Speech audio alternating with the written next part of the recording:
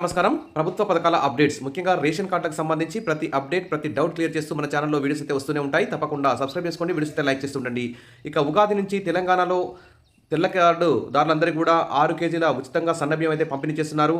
ఇక రాష్ట్రంలో ఎక్కడి నుంచైనా రేషన్ సరుకులు తీసుకునే విధానాన్ని తీసుకొస్తామని తెలంగాణ ప్రభుత్వం అయితే ప్రకటించింది. ఇది ఒక గుడ్ న్యూస్ అని చెప్పుకోవచ్చు. ఇక రేషన్ కార్డుల కోసం దాదాపు 10 లక్షల మంది అయితే ఎదురు చూస్తున్నారు.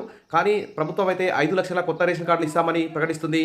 ఇప్పటి వరకు 1,26,000 లబ్ధిదారులు అయితే ఎంపిక చేశారు. మరో 4,32,000 దరఖాస్తులపై అధికారులు అయితే కసరత్తు చేస్తున్నారు. ఈ ఏప్రిల్ నెలలోనే కార్డుల పంపిణీ పూర్తయ్యే అవకాశం ఉంది. ఇక జాబితాలో పేరుంటే ఈ నెల నుంచే సన్నబియ్యం ఇస్తామని చెప్పి ప్రభుత్వం అయితే ప్రకటిస్తుంది.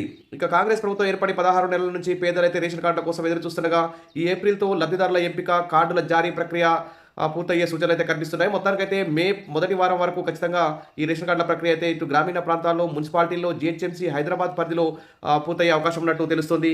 ఒకవైపు ఉగాది నుంచి సన్నబియ్యం పంపిణీకి ఏర్పాట్లు చేస్తూనే మరోవైపు లబ్ధిదారుల లెక్క తేల్చే పనిలో సివిల్ సప్లైస్ శాఖ అయితే నిమగ్నమైంది. అయితే కొత్త కార్డుల జారీ ప్రక్రియ కాస్త ఆలస్యమైన లబ్ధిదారుల లిస్టులో పేరుంటే చాలు సన్నబియ్యం పంపిణీ చేస్తామని మంత్రి ఉత్తమ్ కుమార్ రెడ్డి ప్రకటించడం ఇదొక గుడ్ న్యూస్ అని చెప్పుకోవచ్చు. ఇక రాష్ట్ర ప్రభుత్వం అమలు చేసే ప్రతి సంక్షేమ పథకానికి రేషన్ కార్డునే ప్రాతిపదికగా తీసుకుంటున్నారు కాబట్టి లక్షలాది మంది అయితే ఎదురు చూస్తున్నారు.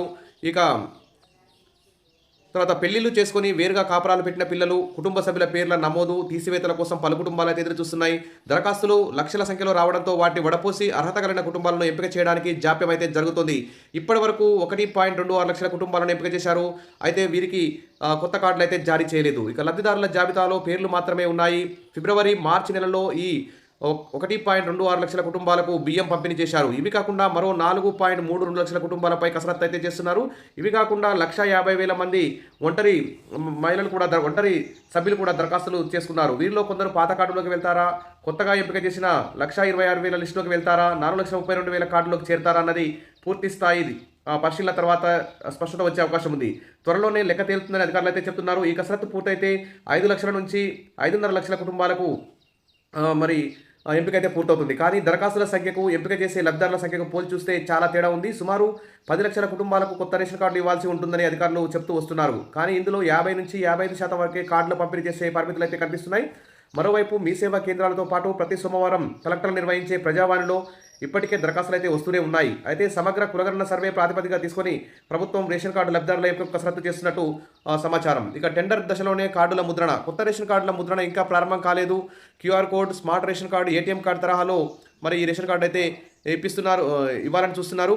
కాబట్టి మరి ఈ టెండర్ల ప్రక్రియ ఎప్పుడు ముగుస్తుందో, లబ్ధిదారుల ఎంపిక ఎప్పుడు పూర్తవుతుందో, కార్డులు ఎప్పుడు జారీ చేస్తారో అని ఆశావాహుల్లో ఆందోళన నెలకొంది. అయితే ఈ నెల 30 నుంచి ప్రభుత్వం సన్నబియ్యం పంపిణీ పథకాన్ని ప్రారంభించింది. ఈ నేపథ్యంలో ఏప్రిల్ కోటా నుంచి సన్నబియ్యం వస్తాయా లేదా అని ఆశావాహులు ఆందోళనకు గురవుతున్నారు. అయితే లబ్ధిదారుల జాబితాలో పేరుంటే చాలు సన్నబియ్యం ఇస్తామని మంత్రి ఉత్తమ్ ప్రకటించడంతో ఆశావాహులు అయితే ఊపిరి పీల్చుకున్నారు. ఏది ఏమైనా వెంటనే ఈ ఏప్రిల్ నెలాఖరులోకైనా అర్హులందరికీ 5 లక్షల రేషన్ కార్డులు ఇస్తామని చెప్తున్నారు. కానీ 10 లక్షల మందికి అర్హత ఉంది కాబట్టి 10 లక్షల మందికి రేషన్ కార్డులు ఇవ్వాలని చెప్పేసి అందరూ కూడా కోరుకుంటున్నారు. ఇక మార్పులు, చేర్పులు ఇవన్నీ కూడా స్పీడప్ చేయాలని చెప్పేసి వెబ్సైట్ని టోల్ ఫ్రీ నెంబర్ కూడా ఏర్పాటు చేసి జిల్లా వైజ్ టోల్ ఫ్రీ నెంబర్లు, రాష్ట్ర మొత్తానికి టోల్ ఫ్రీ నెంబర్ కూడా విడుదల చేస్తే రేషన్ కార్డుల మీద ఏమైనా సమస్యలు ఉంటే వెంటనే పరిష్కరించుకోవడానికి అవకాశం ఉంటుంది. కాబట్టి ప్రభుత్వం ఆ దిశగా చర్యలు తీసుకోవాలని కోరుకుందాం. Wish all the best. మరిన్ని అప్డేట్స్ కోసం మన ఛానల్ని ఫాలో అవుతుండండి. వీడియోస్ అయితే లైక్ చేస్తుండండి. Thank you.